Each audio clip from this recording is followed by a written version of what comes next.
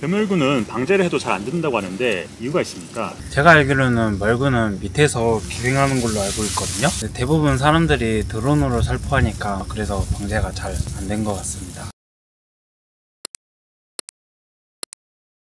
어디서 무슨 농사 짓는지 자기소개 좀 해주세요. 안녕하세요. 저는 정읍에서 농사 짓고 있는 김민철입니다. 무슨 농사를 주로 짓습니까? 저는 1모작은 벼를 심고요, 2모작은 기리 농사를 하고 있습니다. 농사 면적은 얼마 되세요? 약 4만 평 정도 됩니다. 아빠도 젊어 보이시는데 나이가 올해 어떻게 되십니까? 27살입니다. 언제부터 농사 시작하신 거예요? 군대를 19년도에 전역하고 나서 그때부터 지금 올해로 6년 차입니다. 빨리 이렇게 진로를 결정하시게 된 계기가 있었어요? 뭔가 하루빨리 자리를 잡고 싶어가지고 힘들어도 좀 뭔가 하게 된 것 같습니다. 지역에서 농사 면적은 좀 많은 편인가요? 아니요, 보통 사람들은 한 6만 평 정도 짓는 것 같아요. 수확은 어제부터 시작하셨다고요? 네네, 맞아요. 친환경 농사도 지으십니까? 친환경이 한 2만 4천 평 정도? 그러면 친환경도 무농약하고 유기농이 있지 않습니까? 유기농이 1만 8천 평 정도 되고요, 친환경이 한 6천 평 정도? 벼농사가 친환경이 쉽지 않지 않습니까? 친환경을 하시게 된 이유가 있습니까? 뭔가 남들하고 좀 다르게 가고 싶어가지고 저만의 브랜드를 만들어가지고 나중에는 가공을 해가지고 판매도 하고 싶은 생각이 들어가지고. 친환경으로 짓고 있는 벼는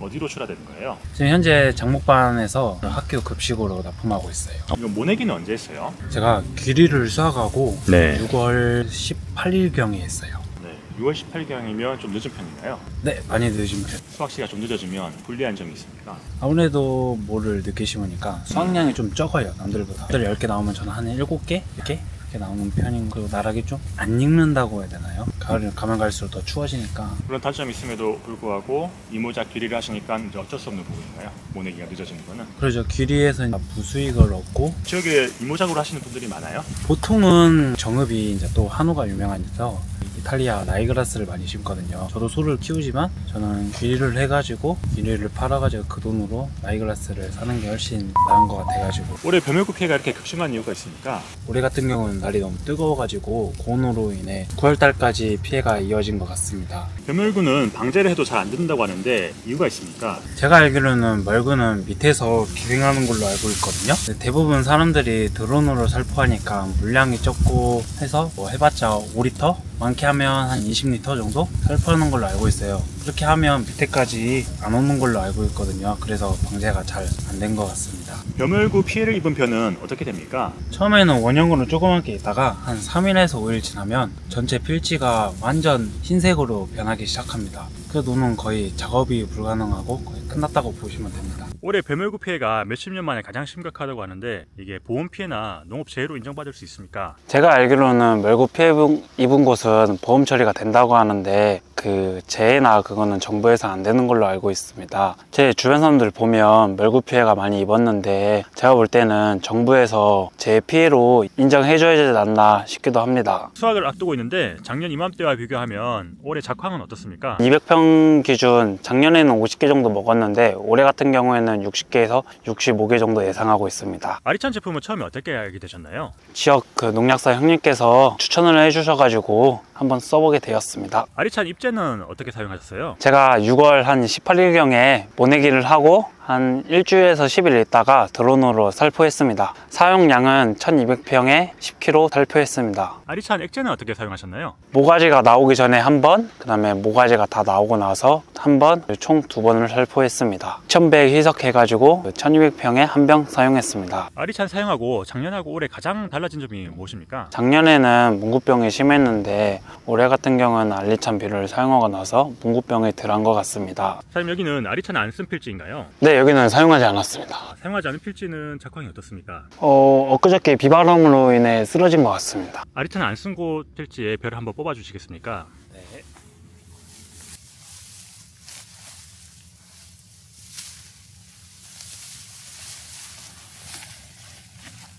아리찬 쓴 곳과 안 쓴 곳 차이를 좀 설명해 주시겠습니까? 네, 여기는 안 쓴 건데요. 보시다시피 여기는 이만큼 이렇게 얇고요. 여기는 쓴 건데 이만큼 두껍거든요. 그리고 볏짚 양도 이게 훨씬 많이 나올 것 같고, 이삭도 보면 이렇게 한 주먹 되는데 얘는 이렇게 보면 딱 얇고 볏짚도 안 나올 것 같고 이삭도 뭐 그냥 그렇네요. 한 여기 정도는 1200평 기준에 한 50개 정도 나올 것 같고 여기는 한 60개 정도 나을 것 같습니다. 반갑습니다. 사장님, 자기소개 좀 부탁합니다. 예, 안녕하십니까. 전북 정읍시 영업면에서 농약사를 운영하고 있는 박건우라고 합니다. 정읍 지역에 어떤 주로 농가들을 많이 담당하고 계십니까? 저 같은 경우는 벼랑 수도작이랑 콩이 주입니다. 아리차는 언제부터 지역 농가들한테 소개하셨어요? 이제 올해 횟수로 3년 차인데 그 전에는 자신 있게 추천을 못 했었습니다. 아무래도 사람들이 써보지 않았던 제품이기 때문에 사람들이 긴가민가 했던 것 같은데 한번 써보신 분들은 확실히 자신감을 갖고 다시 사용을 하시는 것 같습니다. 네, 쓰신 농가분들의 공통적으로 반응이 어떻습니까? 첫 번째는 수확량 때문에 연락이 다시 오시는 것 같아요. 확실히 뭐 한번 써보신 분들은 내가 올해 썼는데 아리차는 쓴 데만 수확량이 많이 나온다. 근데 내년에 한번 다시 사용해보겠다 하시는 분들이 다시 사용했을 때 수확량이 많이 나왔다고 말씀을 해주시더라고요. 쓴 곳과 안 쓴 곳의 가장 큰 차이점이 무엇입니까?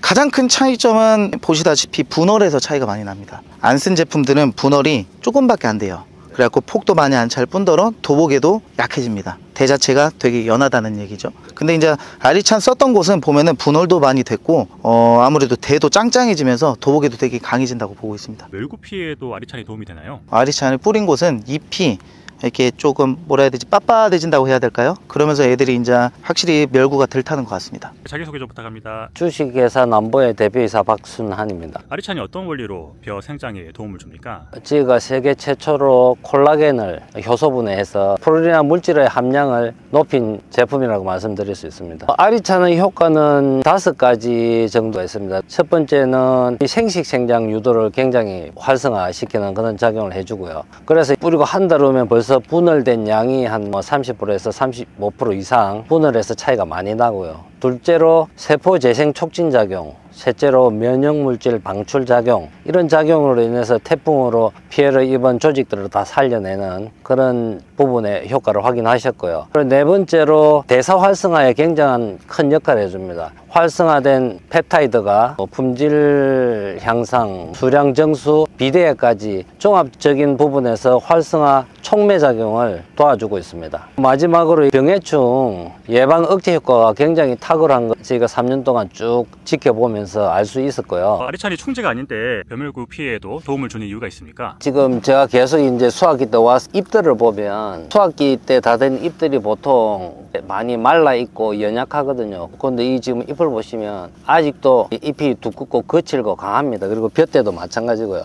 그래서 이런 부분을 봤을 때 병해충들이 흡접이라든지 그리고 어떤 먹이 활동이라든지 하는데 상당히 어려움을 느끼고 여기에 왔던 병해충들도 이제 주변 농가로 가기 때문에 이 농장에는 피해가 다른 농가에 비해서 없는 것 같고요. 특히 이 농가 같은 경우는 친환경 농가거든요. 친환경은 비료를 한 방울도 못 쓰지 않습니까? 그런데도 지금 이 벼잎 상태가 지금 수확할 때가 됐는데도 강도를 유지하고 있는 이런 원인들이 병해충의 저항성을 충분히 가져온다고 생각이 됩니다. 문고병이나 도복 피해에도 같은 원리로 도움을 주는 건가요? 예, 맞습니다. 저희가 3년 동안 계속 지역별로 달리해서 품종도 달리 영상을 찍고 있는데 가는 곳마다 영광 같은 경우는 새청무 종자에도 그런 세균성 벼 알마름이나 저항성이 굉장히 좋았고요. 그 다음에 작년에 홍명나방 피해가 심했거든요. 근데 보령의 상광벼 쪽에도 홍명나방이 거의 없어서 또 그런 말씀을 들었고요. 작년에 서산 7등 같은 경우는 도열병이 심했는데 저희가 도열병 같은 경우도 전혀 문제가 없었고 올해 지금 요 완전히 친환경 주변에 다 관행농을 하고 있는데도 여기에 멸구 피해가 없는 걸로 봐서는 어떤 벼 종자라든지 환경이라든지 가릴 것 없이